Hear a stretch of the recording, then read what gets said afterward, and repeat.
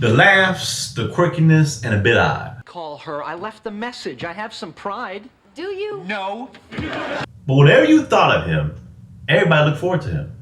His name was Matthew Perry, aka Chandler from Friends. However, there was a little bit dark side that no one really talks about or dives into.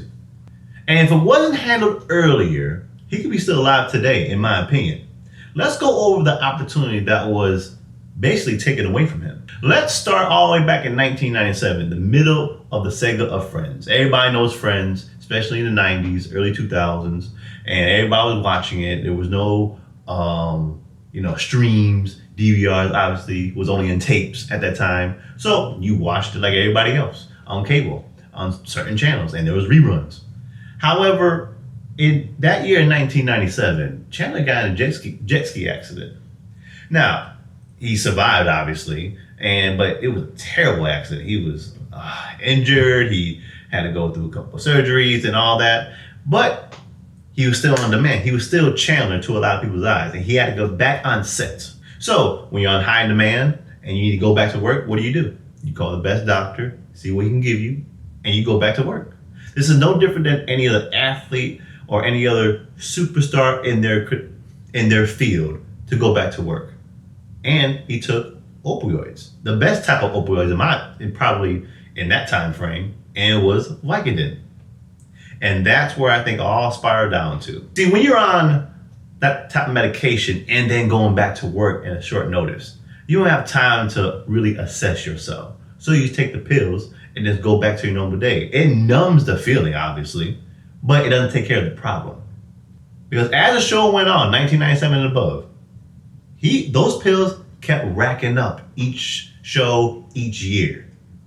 At one point, he was taking about 55 pills a show. I can't imagine having that many drugs and still be functioning. Yes, he was still in the show, but at what cost?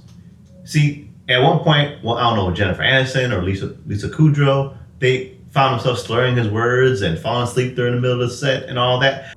Yeah, and opiates. Did the people on the set know? I mean, I think I was pretty good at hiding it, but, eventually people were aware. Like someone needed to stop him, but no one did. And from that point on, he was never the same. Even after the show, when Friends ended about 2005, 2006, he went back and forth to rehab.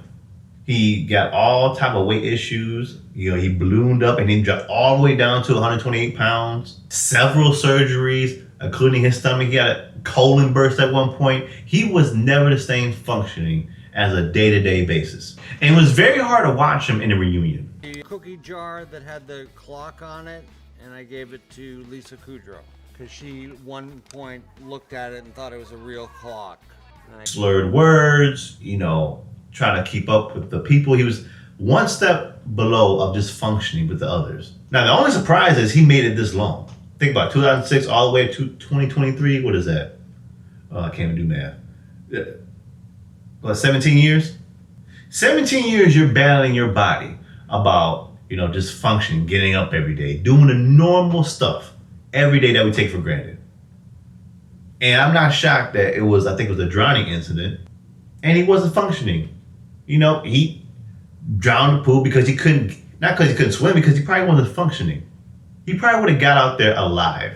Now, I said earlier, what was the opportunity that was lost? The opportunity for him to say, slow down, heal, rest. Because once you're on those type of drugs, you stay on those drugs because you supplement that to stay functioning instead for your body to heal. And a lot of people go through that in this country because their jobs on high demand, their families on high demand, just from a smaller end. And it's an opportunity for somebody else to step in and say, hey, this dude ain't functioning right. Or she's not functioning right. Let's slow down and then we can regroup. One day, 1 week, 1 month is not going to take it away magical. It may, but it may save your life. And that is it. You know what to do, subscribe and all that good stuff.